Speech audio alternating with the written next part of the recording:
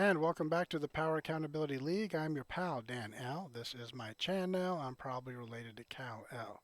Today's video is entitled Anecdotal Park Bench. About a year ago, might have been over a year ago, I'm not sure of the date, but a little over a year ago, I'm sitting on a bench in a park. I noticed there's some paperwork that's been stapled to a tree not too far away from me, so I walk over to the tree, and lo and behold, some pamphlets or pieces of literature that have been stapled together are stapled to the tree, and above it says take one. So I take one and I read it and I was pretty impacted by it, so I'm going to read it to you right now. So here we go. Oops, I got to get this all lined up for you, for me. Okay, it starts off with from, and then it says, oh, I don't know, God, King Arthur, your conscience. Have you ever heard of a movie and stone document called the Ten Commandments? I'm not religious myself, but I'm honest enough to recognize what the Ten Commandments are. Humanity's noble first failed attempt to create a society with rules aimed at rationalizing the human race. I don't recall the Ten Commandments for turtles or dolphins or possums, frogs, hummingbirds, wasps, butterflies, cows, snakes, eagles, elephants, buffalo, sharks, palm trees, grass, bacteria, moths, wolves, sheep, or lions in quotation marks. Homo sapiens are the most intelligent life form on Earth? Really? Is that logic or emotion on display? You're the only creature in the cosmos who unbalance everything you touch. You need a 666 trillion page manual called a law library. Those do exist in every state, by the way, on how to behave, filled with common sense rules negated by unwise and malleable rules. A fictional alien from a fictional planet called Vulcan might say, if integrity and gentility are part of the intelligence equation, pretty much all of the evidence suggests narcissistic Terrans are the least intelligent life form on Earth. Spock was the product of two different races. You might say he was the best of those two races. Barry Soetoro, that would be Barack Obama, a media anointed demigod, is half white, half black. Is he the best of those two races? The answer is self evident. Let's talk about the movie referenced above. There's a scene in the first half of the movie where Seti says to his adopted son, why are you forcing me to destroy you? Moses replies, no son could have more love for you than I. What I have done, I was compelled to do. The audience gets the hint. God has compelled Moses to follow a higher law than Pharaoh's. Unknown to the audience, this scene is tied to another scene in the second half of the story and will take on greater significance at that point. Moses climbs a mountain and finds an emaciated bush all by itself in a place where harsh conditions defeat life. Not only does it live, but lives despite burning. As Moses later says, the bush was on fire, but it did not burn. Moses is stupefied by this bush and then hears a voice that drops him to his knees. The voice identifies itself, and almost immediately Moses starts to question it. That is, Moses questions God. That takes brass balls. A man questioning God? But this is where Cecil B. DeMille gets credit for being smart as well as clever. The voice of Moses and God are one and the same, Charlton Heston. This is a little Easter egg for the atheist agnostics in the audience. Was Moses driven to his knees by his mind? Was the voice in his ears actually his conscience breaking the fourth wall and shattering his understanding of himself and the larger world he inhabited? This is where certain members of the audience unexpectedly realized what was being said during the first half when Pharaoh confronted him with the olive branch of forgiveness, and Moses refused to accept the generous offer. He couldn't, and now we know why. Among all the men and women on earth, Moses had the ability and desire to build for himself the strongest and most accurate moral compass ever known. Once he did this, he was powerless to resist it. It was not God who compelled and empowered Moses. It was a spark of wisdom that ruled his mind. Most refer to this as your conscience. For most people, this is a weak thing. For Moses, it was a strong thing. For him, it was everything. There is a man, not a holy man, nor a prophet or demigod or supernatural force, a man born weak and flawed like everyone else, who now stands not against another person, not against a mob, nor a police force, nor a city, or a state, or nation, or continent, or an empire. This man stands against ambition-driven bullies everywhere. This is bigger than anything that has come before. One man, naked and alone, to stand against an entire world filled with the cruel, craven, and corrupt. As the medic shouted while trying to patch up a soldier on Omaha Beach, God damn it, this ain't fair. He doesn't have any friends except the voters. The entire government media complex is filled with clones of Chris Comey on steroids Ray, Dick Burr, Justin Amash, Paul Ryan, Mitt, the pale version of Obama Romney, Ben Sassy Girl Sass, Bob Mueller, John There Are No Partisan Judges Roberts, Don McGahn, Jeff Backstabber Sessions, Mark Esper, James Mattis, General Kelly, Bill Sessions, Light Bar, etc. The odds are stacked against him. He could use a friend. At the very least, he could use one person who doesn't embrace an injustice system that has an octopus grip on every facet of the USA, as well as the 190 plus other nations that inhabit the blue-green marble you call home. Some genius in Congress said the world is coming to an end in 12 years because of global warming. I mean climate change. Apparently, variations in climate began shortly after the industrial age arrived.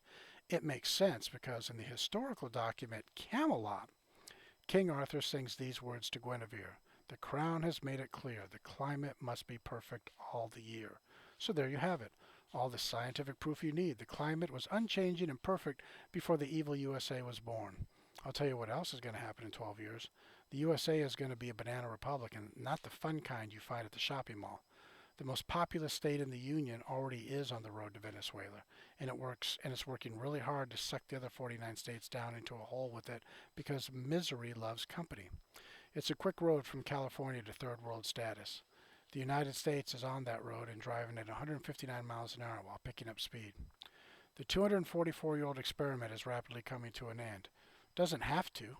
All it takes for the triumph of evil is that good men and women do nothing. But that axiom is incorrect. A good man can defeat a bad man. A man who is right can defeat a man who is wrong. But neither can defeat evil. Good doesn't stand a chance against evil. The six related concepts that matter: right, wrong, good, bad, righteousness, evil. Only righteous men and women can defeat evil men and women. No one on earth believes evil is real or understand it exists outside of religion. The greatest trick evil ever accomplished was convincing humankind it didn't exist. Define evil? Anyone who subscribes to the mantra, by any means necessary. Those are the people convinced they have all the answers when all they really have is a lack of self-control.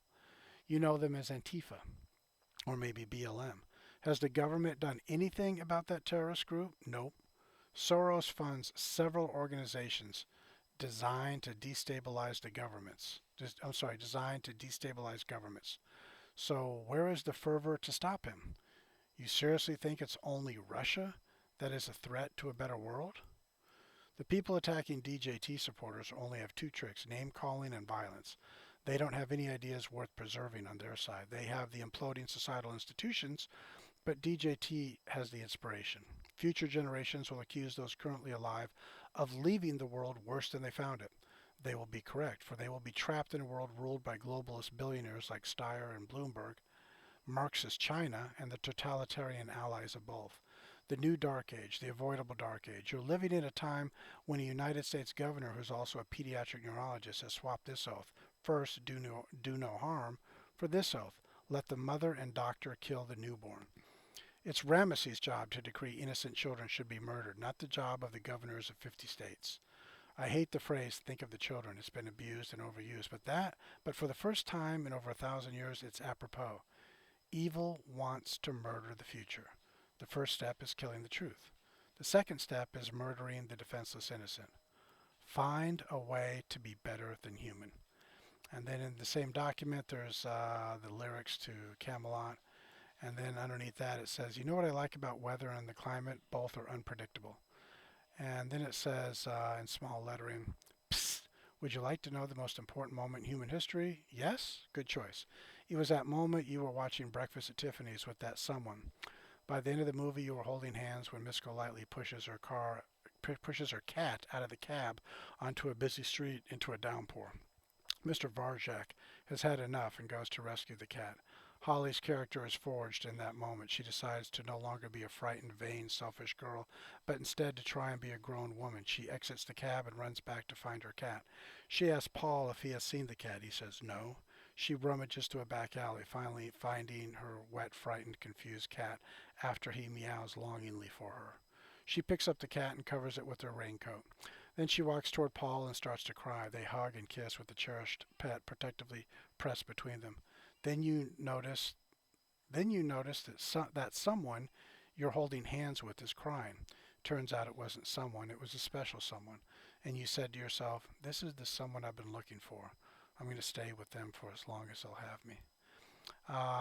Within the document, A little outtake it looks like from a message board somewhere. Okay. Um, I worked summers doing framing and finishing in high school. I made $15 an hour. I later learned drywall and again made $15 an hour. Eventually, I did wiring and again I made $15 an hour. Fast forward 20 years, I was out of school. I worked in IT. I was on a construction site where a new data center was being built because of my past experience in construction.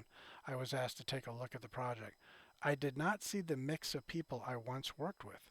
Everyone spoke exclusively Spanish, and the framers, drywall, and electricians were all making less than $15 an hour. The framers made $9. When I was framing, I made enough on my summer wages to buy a car and insure it. Today, they can barely cover gas and repairs on a vehicle built about the same time I worked construction. I decided to ask the foreman about getting a job framing, but I couldn't because I did not speak Spanish. El Jefe, the boss, did not speak any English, so we were at an impasse. Fortunately for the construction company, the county building inspector was required to speak Spanish as part of his job.